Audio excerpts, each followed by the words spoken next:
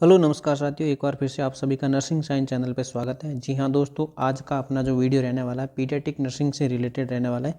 इसके कुछ important question है अपन इस वीडियो में डील करने वाले हैं। सबसे पहला आपके सामने क्वेश्चन किस प्रकार का है, which is the most common intra abdominal tumour in children. बच्चों के अंदर इनमें से most common intra abdominal tumour है वो कौन सा है। तो ऑप्शन आपके सामने यूटेराइन ट्यूमर, लीवर ट्यूमर या इंटेस्टाइनल ट्यूमर या फिर विल्म्स ट्यूमर। तो यहाँ पर जो आपका करेक्ट आंसर है वो आपका डी रहने वाला है, यानी कि विल्म्स ट्यूमर है वो आपका करेक्ट आंसर है। अब विल्म्स ट्यूमर से रिलेटेड कुछ बातें वो आप याद रखना कि विल्म्स ट्यूमर से एक रेयर किडनी कैंसर होता है।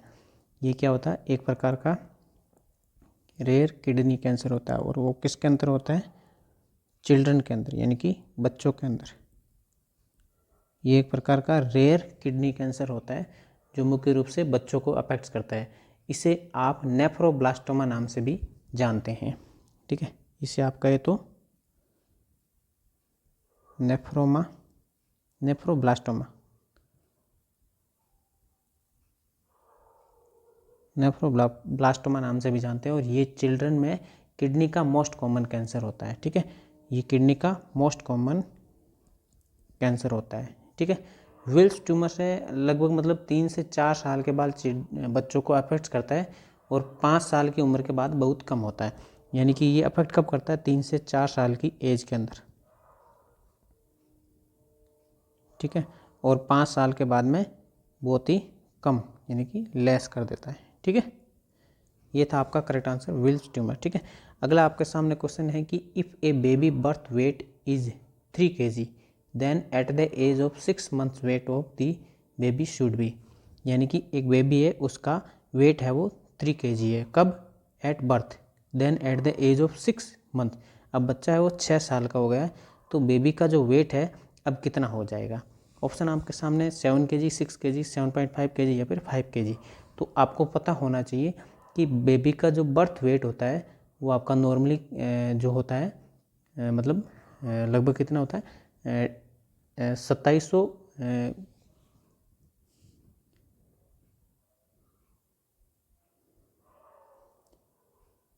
नॉर्मली जो बेबी का वेट होता है वो लगभग 3 kg होता है। अब जब एज ग्रुप दे रखा है, यानी कि 6 महीने में जो वेट है आपका कितना हो जाता है, डबल हो जाता है। तो 6 महीने में डबल हुआ, यानी कि 3 का डबल, यानी कि कितना हो जाएगा, 6 kg। तो बी आंसर आपका यहाँ पर करेक्ट है। और जो बर्थ वेट है वो 5 से 6 महीने की एज पर है वो डबल हो जाता है, 5 to 6 month की एज पर है वो डबल हो जाता है। और बर्थ वेट है वो 3 गुना कब हो जाता है, जब बच्चा है वो 12 months का हो जाता है, यानी कि 1 year का हो जाता है, तब वह वो 3 गुना हो जाता है। तो करेक्ट आंसर आपका यहाँ पर क्या रहने वाला है, बी है, 6 kg। ठीक है, अगला आपके सामने क्वेश्चन है कि at which age length of a baby doubles at the length at the time of birth. Baby की जो लेंथ है डबल्स है वो कब हो जाती है, length at the time of birth. At which age, इनमें से कौन सी एज है, उस एज में बेबी की जो लेंथ है वो डबल हो जाती है। तो ऑप्शन आपके सामने कौन सी साल में उसकी डबल एज हो जाती है, 3 years, 5 years, 2 years या फिर 4 years। तो आपको सबसे पहले तो पता होना कि जब बेबी जो एट बर्थ होता है, तो एट बर्थ पर है बेबी की लेंथ वो कितनी होती है, 45 से 50 सेंटीमीटर। ठीक है, और ये आपकी 4 साल की जो एज होती है, 4 years, उसमें कितनी हो जाती है, डबल। तो अपने से पूछा है बेबी की एज है वो डबल कब हो जाते हैं, तो 4 साल की एज पर है वो डबल हो जाती है, यानी कि लगभग वो 100 सेंटीमीटर का हो जाता है एट 4 year पर। ठीक है, तो करेक्ट आंसर आपका यहाँ पर डी रहने वाला, 4 year। अगर आपके सामने क्वेश्चन है कि repeated passage of urine into clothes और bed during night in a child of more than 5 years of age is known as. 5 साल का बच्चा है वो अभी तक बार बार पास कर रहा है क्या, यूरिन इनटू क्लॉथ्स, यानी कि पेशाब है बार बार कपड़ों में कर रहा है, और बेड ड्यूरिंग नाइट, यानी कि नाइट में भी वो कर पा रहा है ऐसे। ठीक है, तो इस कंडीशन को आप किस नाम से जाना जाएगा। ठीक है, ऑप्शन आपके सामने ADHD, एनकोप्रेसिस या फिर एन्यूरेसिस या फिर ऑटिस्टिक बिहेवियर। तो आपके सामने जो ऑप्शन दे रखे उसके अनुसार करेक्ट आंसर आपका यहाँ रहने वाला है, ये आपकी ADHD कंडीशन कहलाती है। ए ऑप्शन आपका यहाँ पर करेक्ट है। और एन्यूरेसिस, इसका मतलब क्या होता है दोस्तों? एन्यूरेसिस है वो यूरिन का एक इनवॉलेंट्री और अनकंट्रोल्ड पासेज है जो कि नाइट टाइम में होता है। यहाँ पर पूछा आपने को कब कब का है, into clothes and bed during night, सोते समय, ठीक है।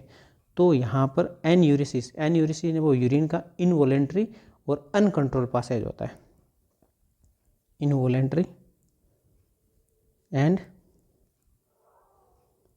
अनकंट्रोल्ड पासेज, यह आपका होता है एन्यूरेसिस, ठीक है। और एक होता है एनकोप्रेसिस, इसका मतलब क्या होता है कि जो आमतौर पर जो नाइट टाइम है उसमें जो स्टूल है, यानी कि यूरिन का तो आपने समझ लिया एडीएचडी में और एन्यूरेसिस में, लेकिन जो स्टूल है, यानी कि स्टूल है वो नाइट टाइम में इनवॉलेंट्री या फिर अनकंट्रोल्ड पास कर देता है। स्टूल का इनवॉलेंट्री या फिर नाइट टाइम में पास करना क्या कहलाता है? एनकोप्रेसिस, ठीक है। तो करेक्ट आंसर आपका इस क्वेश्चन के अनुसार ए आपका यहाँ पर करेक्ट आंसर है। अगला आपके सामने क्वेश्चन है कि KMC बोले तो kangaroo mother care is useful for treatment of, इनमें से KMC है वो कौन से ट्रीटमेंट के लिए यूजफुल होती है? किसके ट्रीटमेंट के लिए? सीजर, एब्डोमिन पेल, हाइपोथर्मिया या फिर एन्यूरेसिस। तो एक तो आपको पता होना चाहिए कि KMC है वो एक स्किन टू स्किन कॉन्टैक्ट के रूप में जाना जाता है, स्किन टू स्किन कॉन्टैक्ट, ठीक है, इसके रूप में जाना जाता है। और न्यूबॉर्न की केयर की एक टेक्निक होती है, ये क्या होती है? न्यूबॉर्न केयर की टेक्निक होती है, क्या होती है? KMC, ठीक है, जो कि बेबीज को मदर फादर के साथ में चेस्ट टू चेस्ट और skin to skin, chest to chest या फिर स्किन टू स्किन कॉन्टैक्ट में रखा जाता है, ये होती है KMC। एक चीज़ तो ये होगी बेसिक डेफिनेशन, लेकिन यहाँ पर एक चीज़ याद रखना कि जो low birth weight preterm babies के लिए इसको यूज़ किया जाता है। किसके लिए यूज़ करते हैं? Low birth weight preterm babies, इसके लिए इसका यूज किया जाता है, ठीक है, जो कि हाइपोथर्मिया से सफरिंग होने की अधिक संभावना रखते हैं उन बच्चों के लिए जिनमें हाइपोथर्मिया की कंडीशन है वो मतलब होने की चांस है वो ज़्यादा होते हैं, हाइपोथर्मिया के चांसेज, उन कंडीशन में इसका यूज किया जाता है। तो आप इससे समझ सकते हैं कि यहाँ पर करेक्ट आंसर आपका सी होने वाला है, हाइपोथर्मिया, ठीक है। और कुछ याद रखना कि जो न्यूनेटल यूनिट में जब बेबी को मतलब वार्म यानी कि उन्हें थोड़ा गर्म करने के लिए रखा जाता है, तो आमतौर पर बर्थ के 30 मिनट के भीतर वो अर्ली ब्रेस्ट फीडिंग का सपोर्ट करता है। क्या करता है? KMC है वो 30 मिनट के अंदर है वो ब्रेस्ट फीडिंग करवाने पर वो एक सपोर्ट करता है, अर्ली ब्रेस्ट फीडिंग का सपोर्ट करता है, ठीक है। और इंडिकेशन ऑफ KMC देखा जाए तो ये प्रीटर्म, लो बर्थ पे भी मोस्ट कॉमन है और हाइपोथर्मिया। तो करेक्ट आंसर आपका यहाँ पर हाइपोथर्मिया मैंने बता दिया। और एक चीज़ कुछ KMC से रिलेटेड याद रखना कि KMC जो है ये इसका जो ड्यूरेशन है वो ड्यूरेशन मतलब एक सीजन के अंदर 1 घंटा, 1 आवर इन 1 सीजन, ठीक है। और KMC का जो minimum duration of KMC in a day मतलब एक दिन में 5 से 6 घंटा, मतलब इन ए डे माना जाए तो एक दिन के अंदर 5 से 6 घंटा KMC प्रोवाइड करनी चाहिए। और मैक्सिमम ड्यूरेशन देखा जाए तो आप 20 से 22 घंटे तक इसको KMC प्रोवाइड कर सकते हैं, ठीक है। और कुछ KMC रिलेटेड होता है कि KMC पोजीशन है वो न्यूबॉर्न को कैसे करते हैं?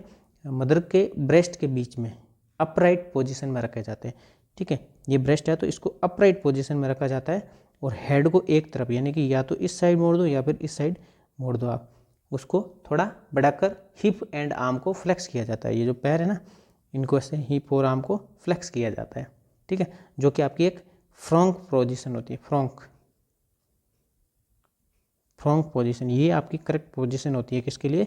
KMC देने वाले बेबीज़ के लिए। तो करेक्ट आंसर आपका यहाँ पर क्या रहने वाला? हाइपोथर्मिया से मतलब इसके ट्रीटमेंट के लिए ये KMC है मोस्ट यूजफुल होती है, ठीक है। अगला क्वेश्चन आपके सामने किस टाइप का है? ए न्यूनेट मीन्स, न्यूनेट का मतलब क्या होता है? यहाँ पर आपके सामने जो ऑप्शन दे रखे हैं उसका अकॉर्डिंग देखा जाए तो a baby of age group 0 to 7 days, यानी कि बर्थ से 7 दिन, ये आपका क्या कहलाता है? Early neonate. ठीक है, ये जो एज ग्रुप है वो आपका अर्ली न्यूनेट कहलाता है। जबकि 0 से 28 एज, ये आपका करेक्ट आंसर रहने वाला है, बी आपका यहाँ पर करेक्ट है, जो कि आपका न्यूनेट कहलाता है। टाइम पीरियड आपका अगर 7 दिन तक का ही है तो कहेगा अर्ली न्यूनेट, जबकि न्यूनेट शुरू हो गया आपका 0 से 28 दिन तक की एज जो है वहाँ पर आपका न्यूनेट कहलाता है। ठीक है, और late neonatal period is 7 to 28 days, यानी कि 29 डेज से 28 डेज तक आपका लेट न्यूनेट पीरियड होता है। यानी कि ये अर्ली आपका हो गया 0 से 7, 0 से 28 हो गया आपका न्यूनेट। अगर 7 से 28 पूछे तो वो आपका हो गया लेट न्यूनेट, लेट न्यूनेट। ठीक है, और 29 दिन से लेकर 1 साल की एज, यानी कि 29 से लेकर 1 ईयर तक की एज है, उसके अंदर आपको इन्फेंट कहते हैं। ठीक है, तो न्यूनेट का पूछा आपने को, तो यहाँ पर करेक्ट आंसर आपका बी रहने वाला है। अगला आपके सामने क्वेश्चन है कि deficiency of vitamin D in young children में कॉज, विटामिन डी की डेफिशिएंसी है वो यंग चिल्ड्रन में क्या कॉज कर सकती है? बेरीबेरी, रिकेट्स, ऑस्टियोमलेशिया या फिर केरेटोमलेशिया। तो जो आपका ऑप्शन दिया उसके अकॉर्डिंग देखा जाए तो विटामिन डी है वो बच्चों में रिकेट्स है वो कॉज करता है, तो बी आंसर आपका यहाँ पर करेक्ट रहेगा। ठीक है, और अगर कोई विटामिन डी है वो, ये तो चिल्ड्रन का पूछा है, अगर ये आपका किसी में मतलब डेफिशिएंसी होती है विटामिन डी की, किस में? अडल्ट में, अडल्ट में डेफिशिएंसी हुई, इसका मतलब वो हो गया ऑस्टियोमलेशिया। ठीक है, ये हो गया आपका ऑस्टियोमलेशिया। और केरेटोमलेशिया है वो एक आई डिसऑर्डर होता है, ये क्या होता है? एक आई डिसऑर्डर। ठीक है, ये क्या करता है? ये मतलब अपनी जो आइज होती हैं उन आइज को ड्राई या फिर clouding of the cornea, involve drying and, यानी कि सूखी, रूखी रूखी, drying and clouding of the cornea. Clouding यानी समझ सकते हैं आप कि जो मतलब ऐसे बादल टाइप के अपने आंखों के सामने धब्बे बनते हैं। ठीक है, तो वो केरेटोमलेशिया हो जाए, ये एक प्रकार का आई डिसऑर्डर होता है। ठीक है, अब आपके सामने मतलब जो बेरी बचा है, बेरी है वो आपका विटामिन B1 को लीड करता है। इसकी कमी से, विटामिन B1 की कमी से क्या होता है? बेरी। ठीक है, तो आपको पूछा है विटामिन डी की कमी से चिल्ड्रन के अंदर पूछा है, तो रिकेट्स आपका यहाँ पर करेक्ट आंसर है। आपके सामने अगला क्वेश्चन है कि most common cause of neonatal death is, इनमें से मोस्ट कॉमन कौन सा कोज है वो नियोनेटल डेथ को मतलब कहते हैं वो मतलब नियोनेटल जो अधिकतर डेथ होती है उसमें मोस्ट कॉमन कोज कौन सा है? तो डायरिया, जॉन्डिस या फिर हाइपोथर्मिया या फिर प्रीटर्म। तो एक आपको याद रखना होगा कि इन्फेंट मोर्टेलिटी रेट का जो मोस्ट कॉमन कोज होता है वो या तो होता है प्री मैच्योरिटी या फिर लो बर्थ वेट, यानी कि प्री टर्म बर्थ कॉम्प्लिकेशन जैसे RDS, and second most common है वो एस्पेक्सिया होता है आपका। ठीक है, तो according to IMR most common cause होता है, क्या होता है? Prematurity. ठीक है, या फिर लो बर्थ वेट, या फिर क्या होता है? Pre term birth complication. इस कॉम्प्लिकेशन अंदर क्या क्या आते हैं? RDS। ठीक है, और जो सेकंड मोस्ट है वो आपका कौन सा होता है? Common birth asphyxia. ठीक है, और जो ये आपका कॉमन जो कोज है यहाँ पर क्या रहने वाला है? प्रीटर्म। ठीक है, most common cause of neonatal death का प्रीटर्म है आपका करेक्ट आंसर यहाँ पर डी रहने वाला है। ठीक है, एक होता है कि मोस्ट कॉमन कोज है वो निमोनिया, और सेकंड मोस्ट कॉमन कोज होता है डायरिया, जो कि आपकी राजस्थान सीजो 2020 का जो एग्जाम था उसमें बताया गया था। ठीक है, अगला आपके सामने क्वेश्चन है what do you mean about macrosomia, आप मैक्रोसोमिया के बारे में क्या जानते हैं? इनमें से परिभाषा आपको बतानी होगी, मैक्रोसोमिया किसे कहते हैं। इंक्रीज नंबर ऑफ क्रोमोसोम्स के बढ़ने से, या फिर इंक्रीज मेटाबॉलिक रेट, या फिर लार्ज साइज बेबी, या फिर बेबी विथ लार्ज हेड। तो मैक्रोसोमिया का मतलब होता है कि लार्ज साइज बेबी, और वेट हो जाता है बेबी का कितना, मोर देन 400 ग्राम। कब, वो भी आपका एट बर्थ। एट बर्थ पे मोर देन 400 ग्राम का जो बर्थ है, वेट है, वो बढ़ जाता है, यानी कि लार्ज साइज का बेबी है वो पैदा हो जाता है। तो वो आपका यहाँ पर क्या कहलाता है, मैक्रोसोमिया। ठीक है, मतलब ये एक प्रकार से किस में देखा जाता है, जो मदर्स है वो डायबिटीज़ मेलाइटस मदर्स होती है। ठीक है, डायबिटीज़ मदर्स जो होती उनमें इस प्रकार का देखने को मिलता है। तो करेक्ट आंसर आपका यहाँ पर मैक्रोसोमिया से रिलेटेड है कि लार्ज साइज बेबी है वही आपका मैक्रोसोमिया कहलाता है। अगला आपके सामने क्वेश्चन है कि while neonates heads is turned slowly from right to left side, normally I do not move, it shows the presence of. ये क्या प्रेजेंस ऑफ शो को शो करता है, जो कि जब नियोनेट है वो हेड को टर्न करता है, कैसे, धीरे धीरे राइट से लेफ्ट साइड की ओर। तो नॉर्मली आई है वो कोई भी किसी भी प्रकार का मूवमेंट नहीं करती है। ठीक है, तो आपका वो किस टाइप के प्रेजेंस को शो करता है, तो ब्लिंकिंग रिफ्लेक्स, या फिर मोरो रिफ्लेक्स, या फिर डोल आई रिफ्लेक्स, या फिर गेजिंग। ठीक है, तो एक चीज़ याद रखना आप यहाँ पर कि जो डोल आई रिफ्लेक्स होता है उसमें न्यूबॉर्न का जो फेस होता है वो लेफ्ट एंड राइट साइड कर दे, तो इसका रेस्पॉन्स होता है कि वो आंखें फेस मूवमेंट से मूव नहीं होता है। क्या नहीं होता है, आंखें हैं वो फेस मतलब मूवमेंट से मूव नहीं होती हैं। ठीक है, समझ गए आप। तो एज ऑफ ये डिसअपियर कब होता है, ये लगभग आपका 3 से 4 महीने में डिसअपियर होता है। तो जो आपका डोल्स है, ठीक है, करेक्ट आंसर आपका यहाँ पर सी है। तो ये कब होते हैं, ये लगभग ही डिसअपियर होते हैं 3 to 4 मंथ्स, ये एज ग्रुप है। ठीक है, उस टाइम में वो इस टाइप का डिसअपियर होता है। ठीक है, तो करेक्ट आंसर आपका यहाँ पर सी है। अगला आपके सामने क्वेश्चन है कि एंटीरियर फंटानेल क्लोज्ड एट। एंटीरियर फंटानेल है वो क्लोज कब होती हैं, कौन से एज ग्रुप में वो क्लोज होती हैं।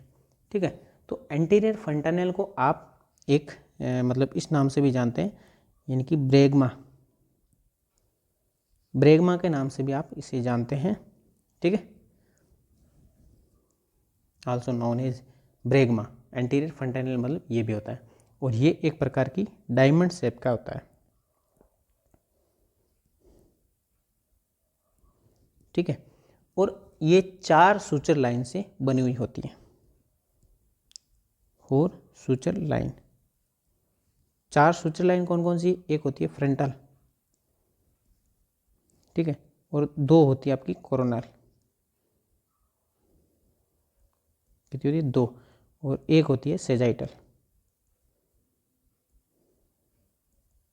ठीक है, तो 4 सूचर लाइन्स होती है किसमें, एंटीरियर फंटानेल के अंदर।